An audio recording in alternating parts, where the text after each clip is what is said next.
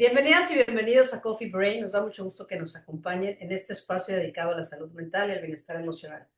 Coffee Brain es un programa diseñado para todo público, producido por un equipo de mujeres especialistas comprometidas en compartir información confiable, actualizada y útil para la vida diaria. El día de hoy nos honra contar con la presencia de un grupo de profesionales de alto nivel a quienes presentaré en orden alfabético. Está con nosotros la doctora Abril Nuche, psicóloga, neuropsicóloga infantil y doctora en neurociencias del comportamiento. Buenos días, Abril, bienvenida. Hola, buenos días. La maestra Claudia Guillemot, psicóloga con maestría en terapia familiar, con formación en prácticas narrativas y en terapia focalizada en emociones. Buenos días, Claudia, Hola, bienvenida. ¿qué tal? Buenos días. Buenos días a todos y a todas. En la producción y transmisión técnica nos acompaña Monique de Amazon Estrategia Digital. Yo soy la doctora Kitsia Ruiz Navarro, médica psiquiatra, y les doy la más cordial bienvenida. El tema del día de hoy, ser papás en el mundo digital. Y les cedo la palabra a A mí. Claudia. Abril, adelante. Pues bueno, resulta que el día de hoy es el Día Mundial de las Infancias y a nosotros nos interesa mucho hablar sobre qué son las cosas que le está haciendo más daño a las infancias, porque es donde nos tenemos que poner más vigilantes y muchísimo más alerta como papás, ¿no? Porque al final del día lo que queremos es protegerlos y necesitamos aprender a protegerlos bien, de la manera más consciente, porque a veces no estamos conscientes de todos los riesgos a los que están expuestos, sobre todo en este mundo digital, porque de repente estamos muy conscientes de los riesgos que hay afuera, pero ahí adentro no, y tiene que ver con que no es nuestro mundo y con que a veces ni nos imaginamos lo que está sucediendo allá adentro, ¿no? Entonces, bueno. Hoy queremos, nosotros en nuestras sesiones hemos platicado mucho acerca de un libro que nos interesó muchísimo precisamente porque habla sobre estos temas. Se llama La generación ansiosa. No estoy muy segura si puedo mencionar el libro, pero ya después les pondremos el link, ¿no? Para poder ir hacia él y que lo puedan adquirir, porque es muy, muy importante entender qué ha pasado desde que aparecieron, sobre todo, los smartphones. El autor, que es Jonathan Haidt, es psicólogo social. Y él se ha puesto a hacer una investigación muy interesante sobre qué es lo que ha sucedido a partir de que aparecen los smartphones, porque nos da toda una argumentación sobre por qué es lo único que verdaderamente logra explicar la avalancha de trastornos mentales que están sucediendo, sobre todo en los adolescentes. Estamos viendo, sobre todo, un aumento muy, muy significativo de trastornos de ansiedad, de depresión y de autolesiones en los muchachos, bueno, chicos y chicas.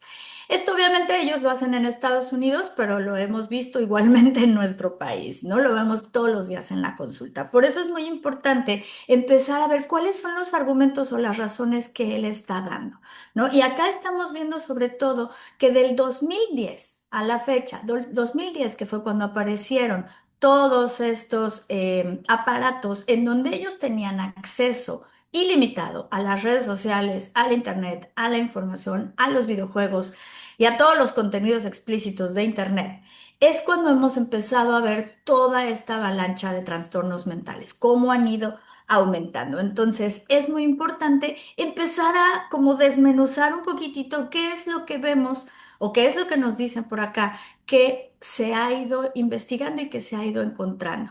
Entonces, bueno, sobre todo necesitamos empezar a ver cómo es que esto está afectando, pero también cómo es que podemos irlo controlando y cómo es que podemos irlo contrarrestando. Sí, Clau, dime. Bueno, quería yo como anotar que precisamente fue en el 2010 donde se da un pico muy importante, ¿no? En tentativas, ideaciones, gestos y suicidios, pero en niños muy jovencitos, de 10 a 14 años. El tema de salud mental, la estadística en salud mental y especialmente la estadística de suicidios se había mantenido bastante estable, ¿no? A lo largo de décadas y décadas y décadas. Y de pronto se da este pico. Dicen, pues, ¿qué pasó, no? ¿Qué pasó?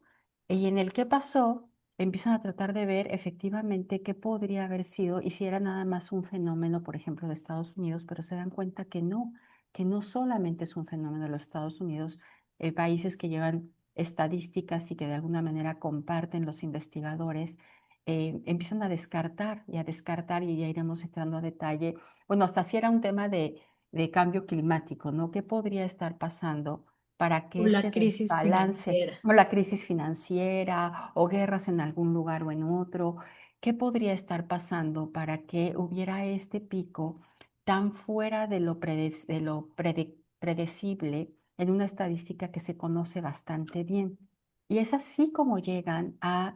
em, y quisiera ser como muy cuidadosa. No se trata aquí de diabolizar el teléfono celular y el acceso a Internet y las redes sociales, pero sí se trata de marcar una pauta del uso.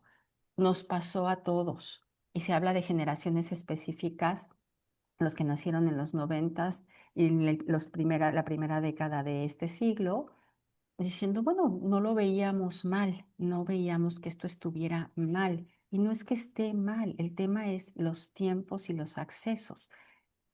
Es un hecho y está documentado que es el teléfono celular con acceso a Internet, con cámara, el que marca un cambio y que está además teniendo efecto en cómo se conecta el cerebro.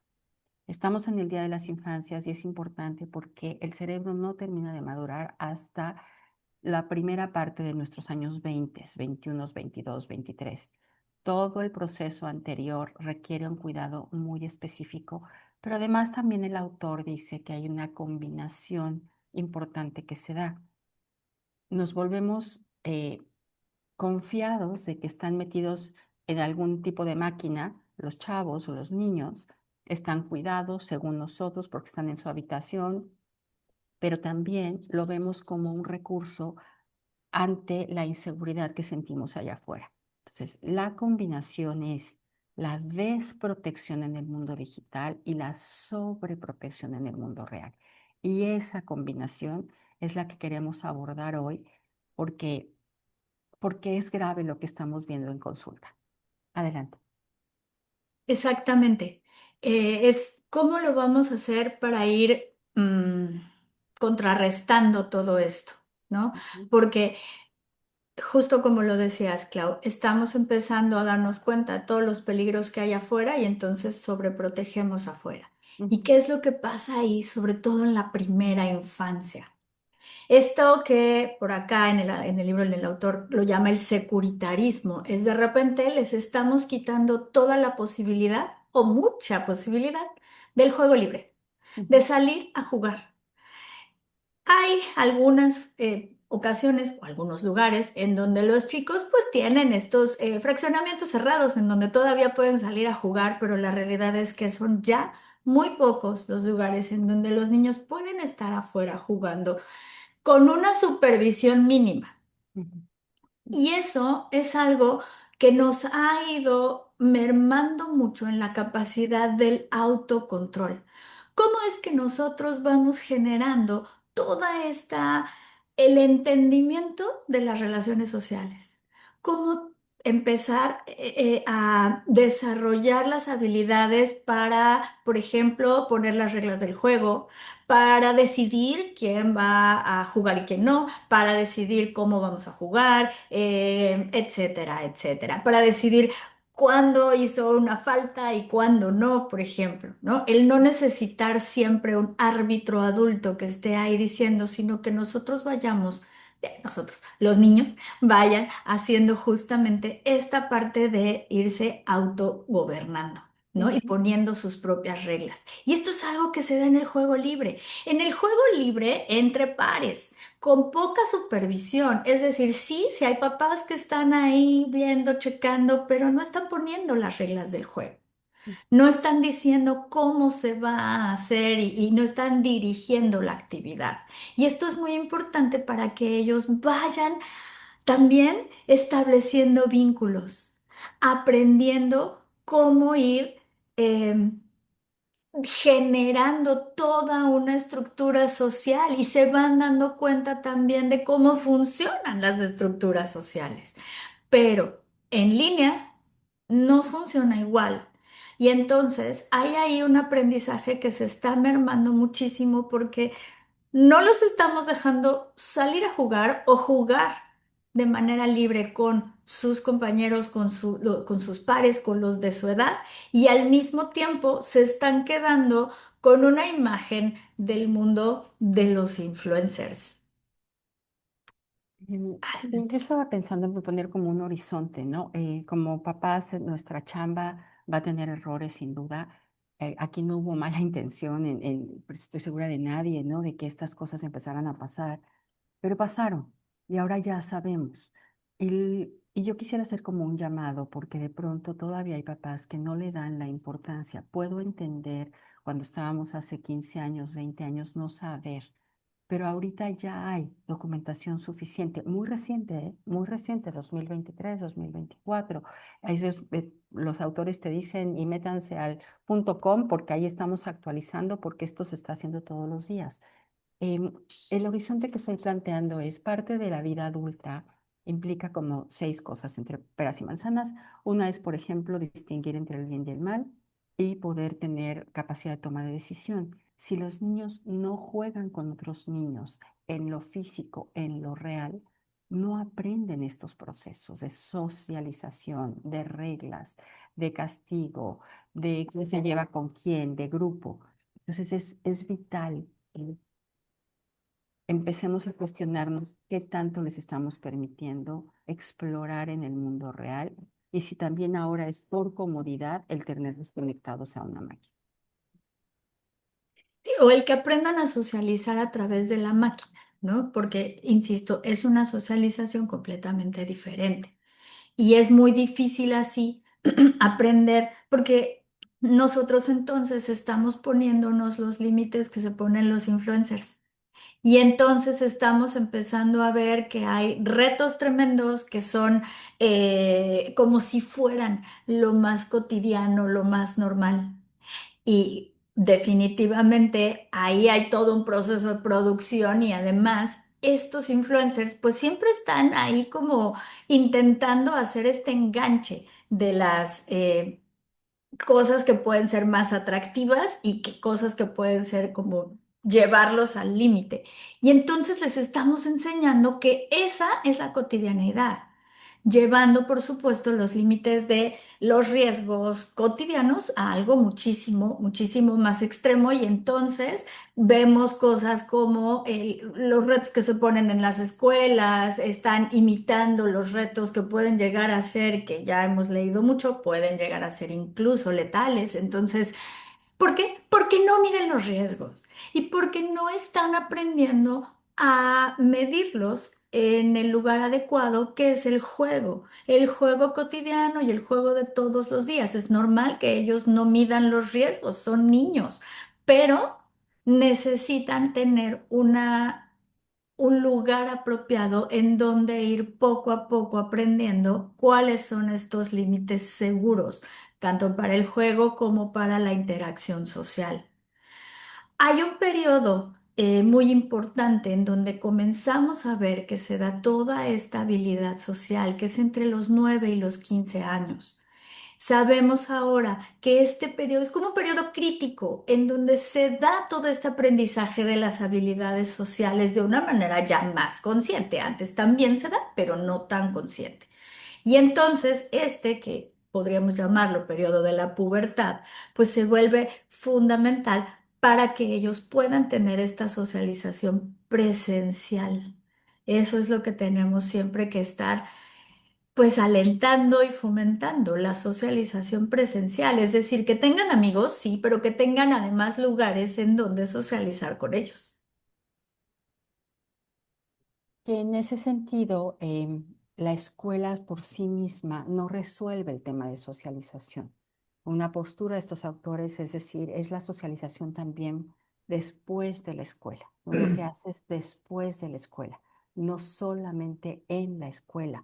Em, de 9 a 15 años, pensando en la consulta, aunque yo no veo niños, pero sí los jóvenes te dicen, es que esto empezó más en la secundaria, no me empecé a sentir más solo. Vamos a hablar de consecuencias ya muy puntuales que estamos viendo y que ya están documentadas de, vamos a decir, esta socialización a través de los celulares, pero la sensación de vacío, la sensación de soledad, la sensación de querer y necesitar tener un mejor amigo o una mejor amiga está presente todo el tiempo.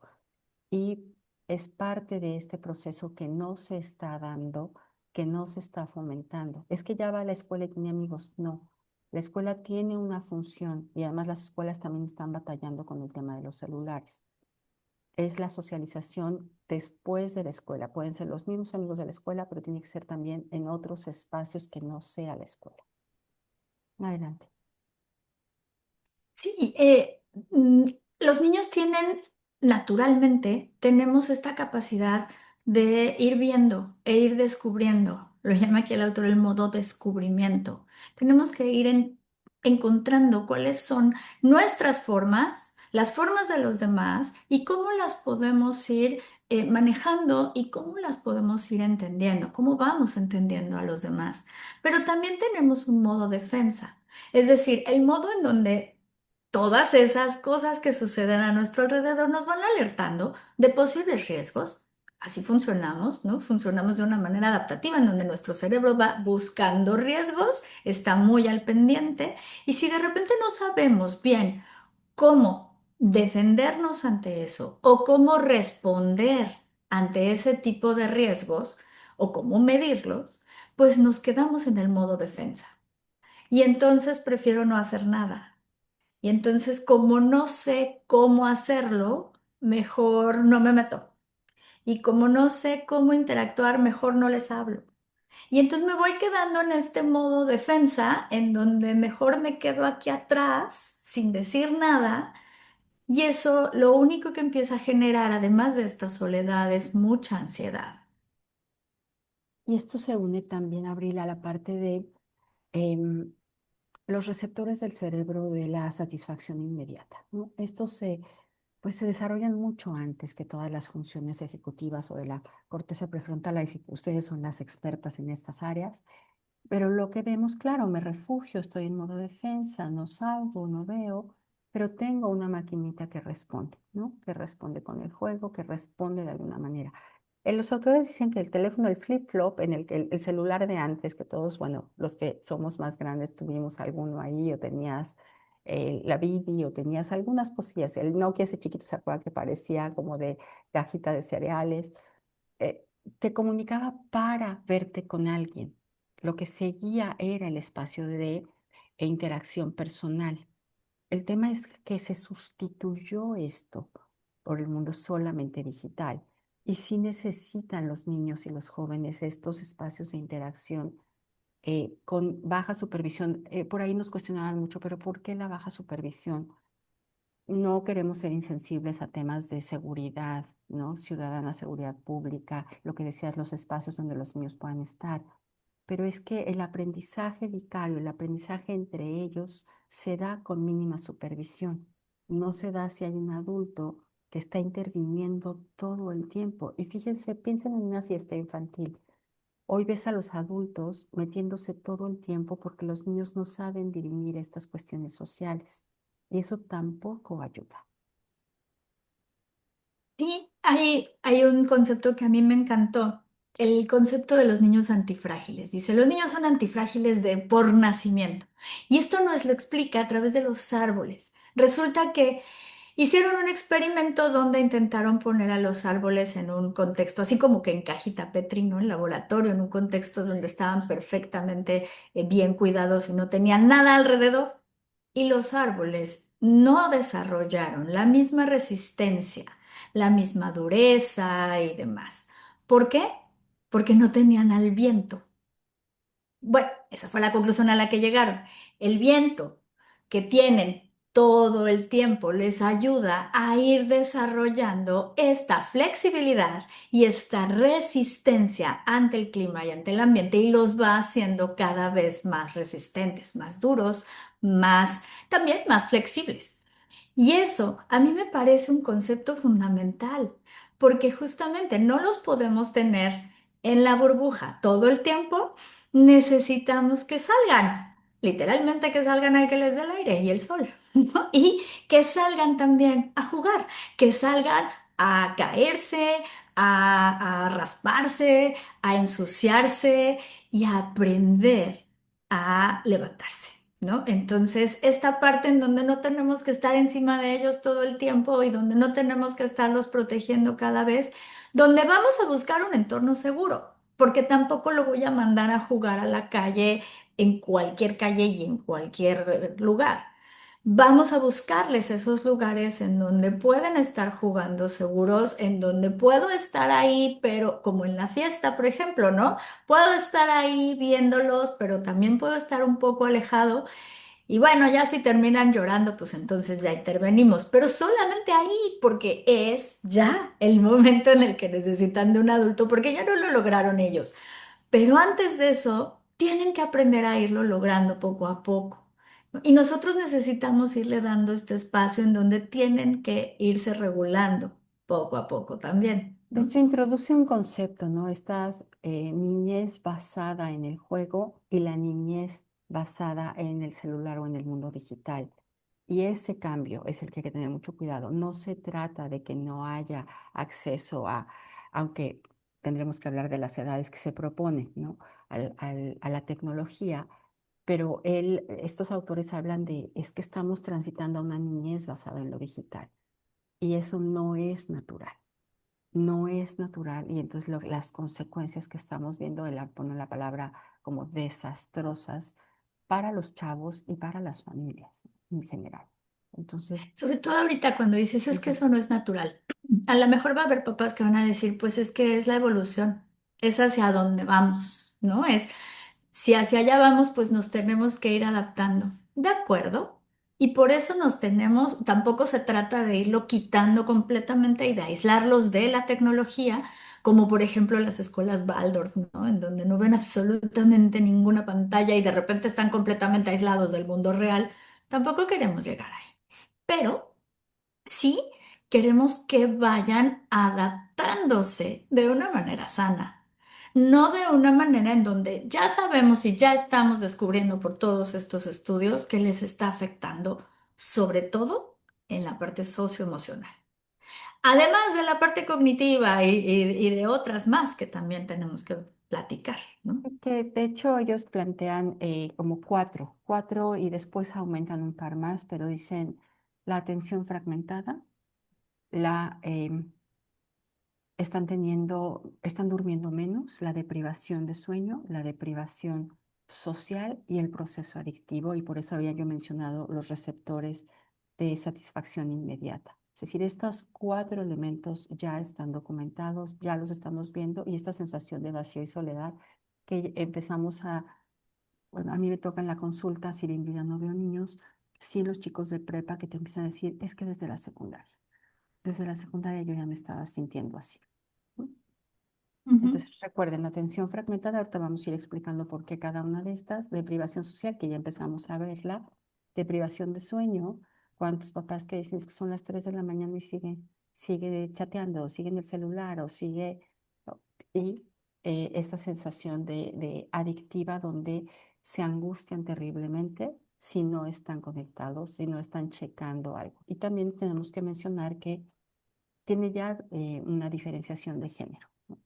De manera afortunada han sido muy sensibles en las investigaciones y afecta de manera diferente a los niños que a las niñas. Adelante. Sí, pero antes de llegar allá, porque sí, sí creo que hay que meternos mucho en esta parte del género, pero antes de llegar ahí, para ahondar un poquito en esta parte de las funciones cognitivas, ¿cómo es que está fragmentando la atención? Lo que pasa es que es difícil y nos pasa a todos si tenemos activadas todas las notificaciones del teléfono y todas las notificaciones activadas en la computadora, ¿no? Porque lo primero que tenemos que hacer es aprender a configurar eso y quitar todas esas notificaciones. Porque si no, no hay manera de que yo pueda concentrarme en lo que estoy haciendo.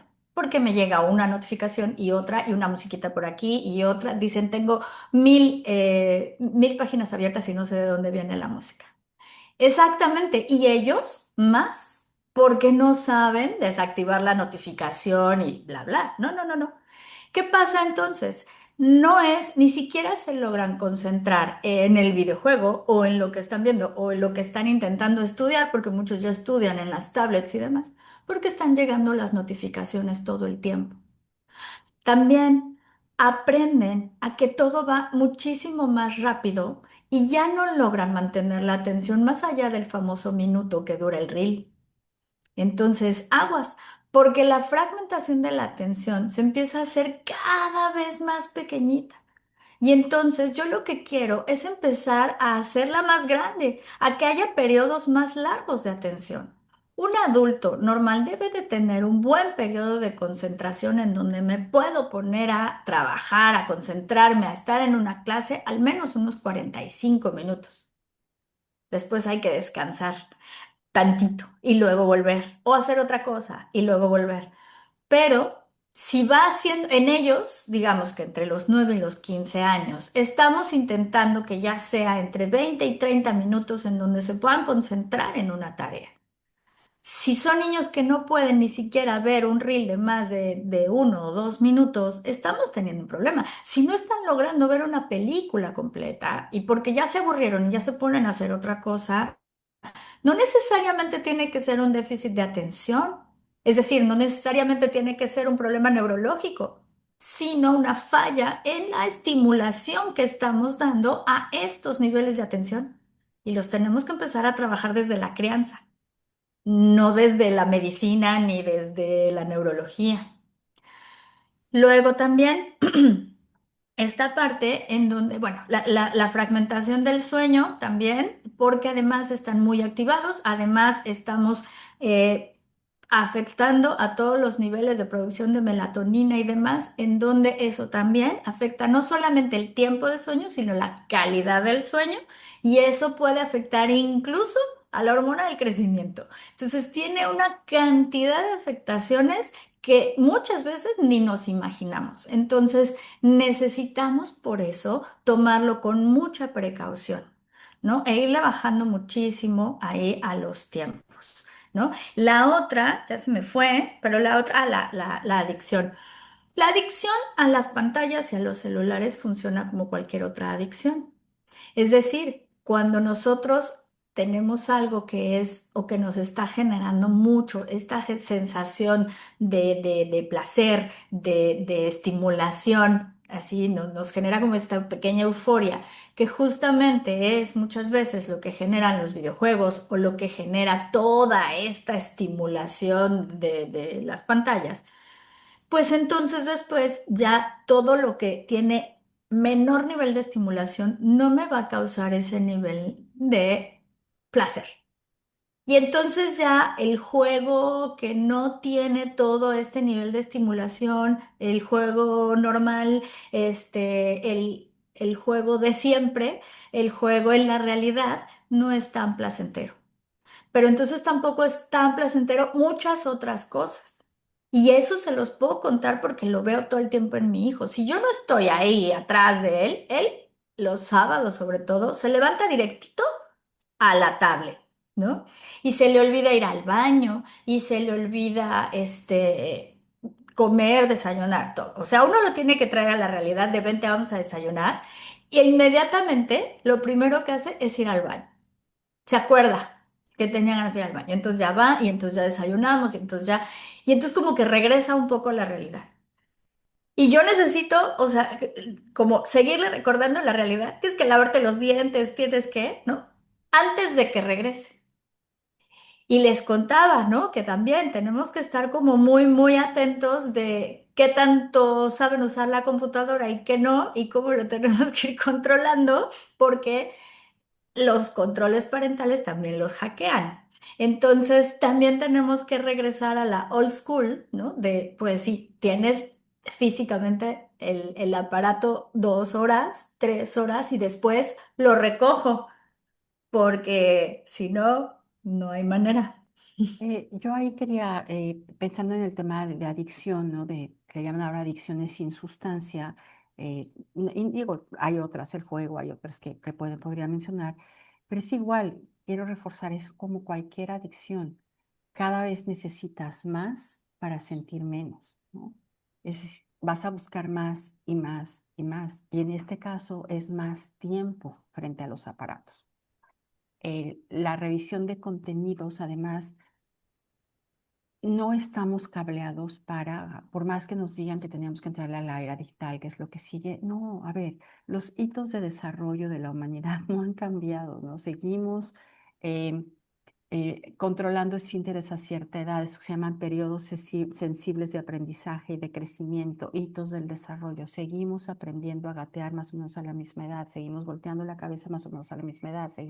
Todo esto no tendrá subidas y bajadas chiquitas. El cerebro es lo mismo, si el cerebro no se va a digitalizar, ¿no? Se está tratando de adaptar a un mundo para el que todavía no está listo y requiere, no sé, no sé hablar yo de desarrollo del cerebro, pero lo que estoy diciendo es que los contenidos, estás viendo un video de perritos y después entras a un reto y después cambias a un TikTok y después cambias a alguna noticia espantosa o que se te mete porque con que una vez busques y a veces creo que nada más hablando se llega lo que le llaman el feed de diferentes temas, es demasiado para cualquier cerebro, ya no digamos para el de un niño o un adolescente que está en todo ese proceso de desarrollo. Acuérdense de la poda neuronal del adolescente, ¿no? Si los adultos nos es difícil manejarlo y decir, a ver, ¿qué acabo de ver? Imagínense en un cerebro en formación. Entonces, es los tiempos, pero también los contenidos de qué es eso a lo que están expuestos y cómo regular, y muchas veces de una manera, creo yo, hasta autoritaria, ¿no? Nos toca ser mamás y papás y decir, esta es la regla, no es nada más una negociación eterna, porque no hay manera de ganar esas negociaciones con los chavos. Sí, está muy complicado y justamente no tenemos que tenerle miedo a poner los límites. Creo que acá tenemos que tener muy claro que es, aquí sí, es por su bien y nosotros somos los adultos con una corteza orbitofrontal de adulto y ellos no la tienen. Sobre todo esto pasa mucho con los adolescentes, ya más de 15, como que los papás de repente sí los he visto muy cansados y tiran la toalla. Dicen, ya, vas por tu cuenta. Tú ya eres responsable, tú ya sabes lo que haces, tú ya sabes lo que... No es cierto. Y tenemos que entenderlo. Es cierto, se ven muy grandes, se ven, ya hablan como adultos, parecen adultos, pero no lo son. Todavía no miden los riesgos y las consecuencias de la misma manera. Por eso se llaman adolescentes, ¿no? Por eso decimos que todavía son inmaduros, porque justamente su cerebro todavía no llega a esta madurez como para poder entender a largo plazo cuáles van a ser los riesgos. Si ni siquiera ven las recompensas a largo plazo, pues menos van a ver las consecuencias. Y es ahí donde tenemos que ser adultos. Y ni modo. Tendremos que ser los malos de la película muchas veces, pero es por un bien mayor. Parte de lo que plantean estos autores es que ellos no entienden por qué se estableció como la edad adulta para el mundo en línea a los 13 años, ¿no? Saber como por quién decidió eso. No hay un fundamento, no hay un fundamento que te diga por qué a los 13 años, ¿no?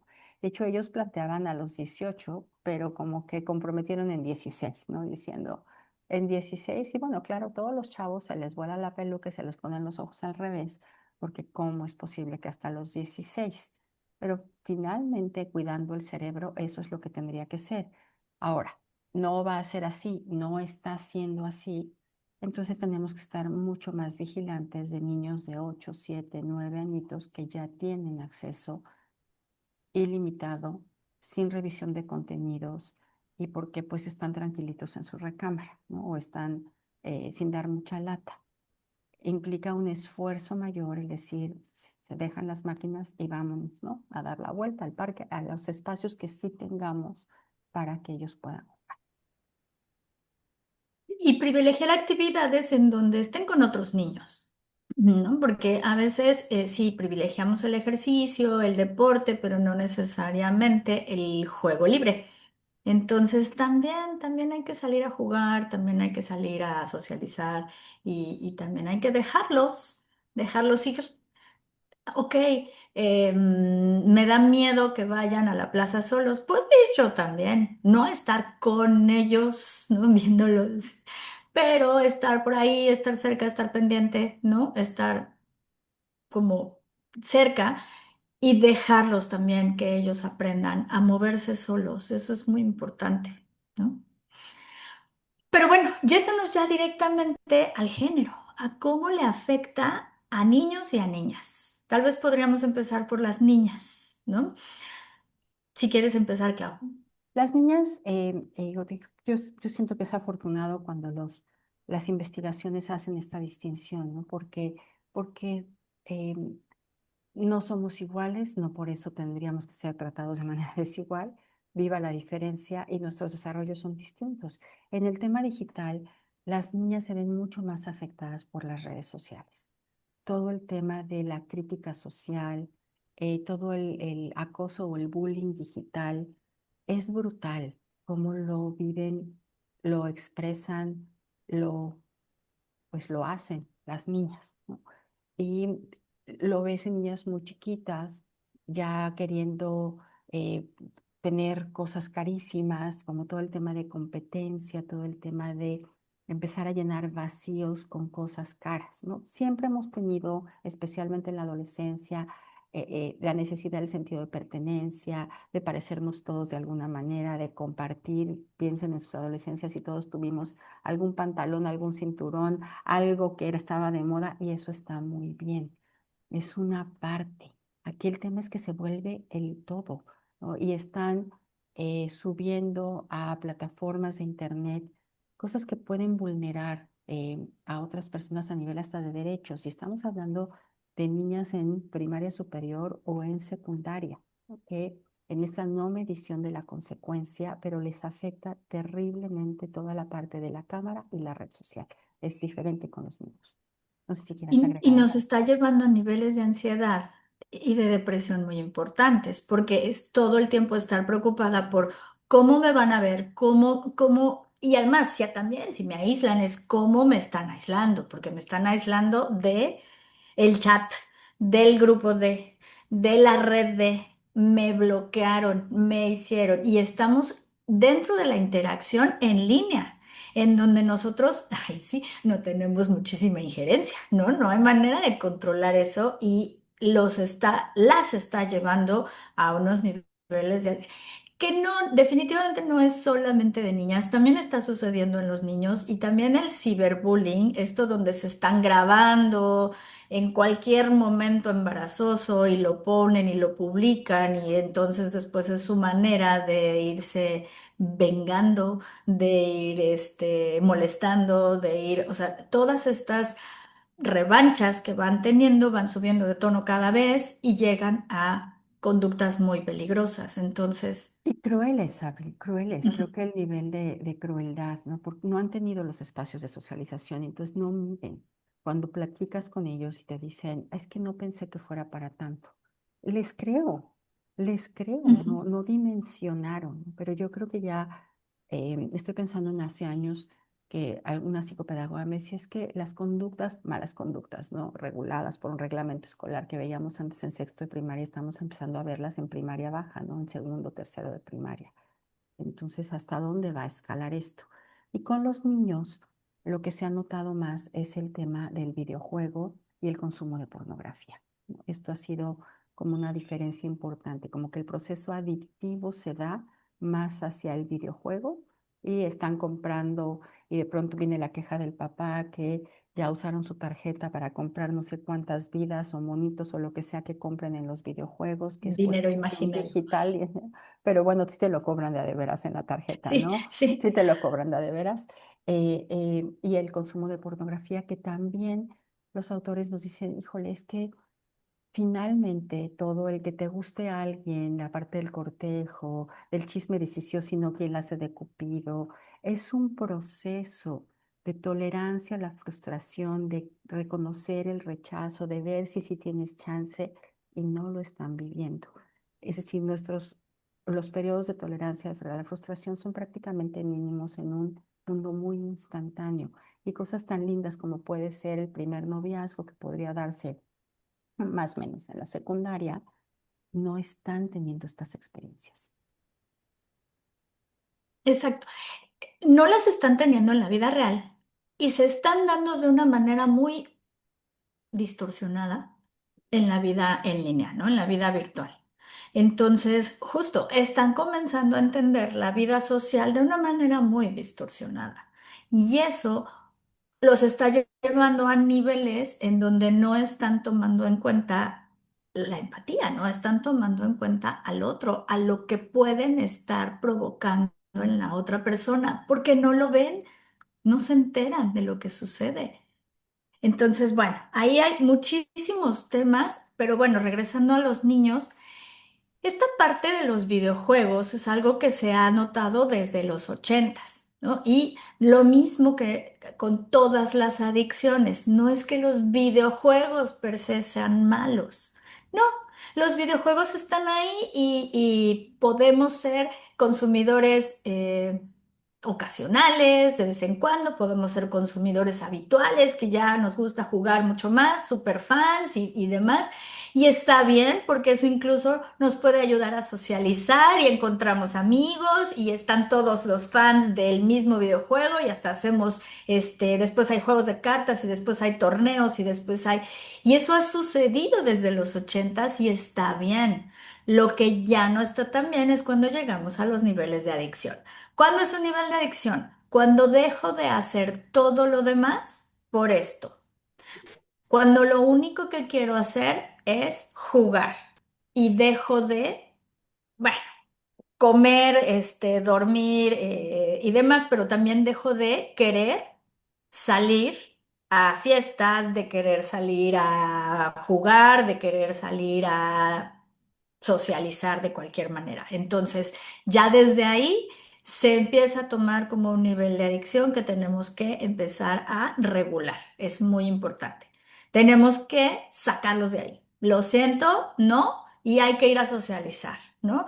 No vamos a decirle, te tienes que ir con tus amigos ahorita. No, pero tenemos que regular el tiempo en el que van a estar jugando. Y es, lo siento, puedes jugar una hora y después, es que me voy a aburrir. Pues, pues busca qué hacer, hijo mío. Yo ahí no te puedo ayudar, pero no vas a estar jugando. Puedes hacer cualquier otra cosa menos jugar. Lo siento, ¿no? O menos estar en la computadora, en la tablet, en el teléfono. Lo siento, ¿no? Y ellos tendrán que verlo. Sí, el aburrimiento es parte de, sobre todo la creatividad, porque es cuando tengo la necesidad de comenzar a ser creativo y a inventar y a ver qué rayos voy a hacer porque estoy aburrido, ¿no? Entonces, es también, sí, cuando aprendemos a resolver problemas y el aburrimiento es un problema que tenemos que resolver, ¿no? Entonces, sí, por supuesto. Ahora, la pornografía.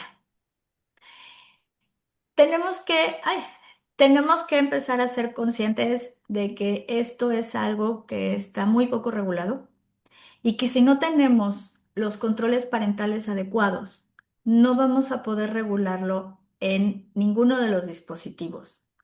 Y esto aparece como cualquier anuncio que de repente aparece cuando estoy jugando Tetris y me aparece. Y de ahí me aparecen muchas otras más. Y no necesariamente tengo que poner mi tarjeta de crédito. Hay una cantidad impresionante de cosas que puede uno ver gratis. Y tenemos que estar conscientes y afrontar el mundo en el que vivimos, primero para actualizarnos en la manera en la que tenemos que configurar todos los dispositivos a los que tienen acceso nuestros hijos, incluso las televisiones. YouTube, streamings y demás, todos tienen controles parentales y todos tenemos que empezar a controlarlos porque si no ellos pueden tener acceso a todo eso. Entonces, tenemos que empezar a controlar todo el contenido explícito, al menos hasta que ellos puedan empezar a, pues, manejarlo, que estamos hablando de los 16 años, 17. Después de eso va a ser muy complicado y cada vez les vamos a tener que ir pasando la batuta de la responsabilidad del contenido que ven a ellos. Pero mientras necesitamos tenerlo nosotros porque la pornografía también genera adicción, pero sobre todo genera igualmente una visión muy distorsionada de lo que Que, es que a una eso iba relación yo. íntima, A ¿no? eso iba yo, todo lo que, por eso había empezado como a hablar de esto del cortejo y los primeros noviazgos y el esfuerzo que conlleva y el nervio que tengas y a quién le preguntas. no están pasando ese proceso y entonces esto va a tener efectos en sus vidas, en la manera en que se vinculan, se relacionan, los apegos seguros que necesitamos en la vida, especialmente en nuestras vidas románticas, no se está dando el proceso. Entonces ya oyes a chavos que casi mandan a hacer, ¿no? Un bot, o no sé cómo le llaman, ¿no? Un robot, o se enamoran de la figura, quién sabe qué, que sale, no sé qué, anime. Ojos, todos tuvimos algún amor platónico, algún actor o actriz que nos encantaba, pero eran del mundo real. Ahora de pronto es esta creación, y más ahora con la inteligencia artificial, que los mete en una cajita muy frágil, creo yo, y muy estricta, sin ninguna flexibilidad, de personas que no existen, ¿no? Las relaciones son complejas, son maravillosas, no son perfectas, pero son con personas, otras personas. Y aquí están sustituyendo, y a mí me parece que ese primer inicio, a partir de contenido que no deberían de ver, no porque esté mal y sea pecaminoso, simplemente porque no están teniendo la otra experiencia también. Y que la pornografía, piensen todos, bueno, para los que sean más de mi edad, había la revista que estaba guardada en quién sabe dónde, abajo de un colchón y que siempre alguien encontraba, ¿no? Porque era como parte, esa es parte de la cultura en la que vivimos. Hoy está a la vuelta de un clic en un teléfono. Ese es el tema. Hoy sale sin que siquiera Sin que era busques la el clip. busques, ¿no? Antes tenías que ver y si le encontrabas y de quién era y que te cacharan y si te acusaban que si era de no sé quién y que el papá de quién sabe quién se dio cuenta. Hoy no, es en el teléfono que tienen. Entonces es también esa accesibilidad brutal 24/7, ¿no? No les está quitando la posibilidad, el deseo, el anhelo, el disfrute, hasta la frustración de lo que implica una relación en el mundo real. Sí, que justo yo recuerdo mucho una frase del libro porque tiene mucho que ver con los videojuegos también. Es decir, me está dando todo el placer de la relación sexual o el placer de la relación sexual sin pasar por la parte de la relación humana. Entonces, híjole, nos estamos completamente desvinculando de lo humano. Y nos estamos quedando meramente con solo el chisguete de dopamina que te da en ese momento, pero toda la parte de la relación humana, de la relación íntima, de la conexión con el otro humano, se fue. O más bien, se está haciendo menos necesaria. Y eso es muy peligroso. Yo no digo, yo sé que hay mucho que hablar.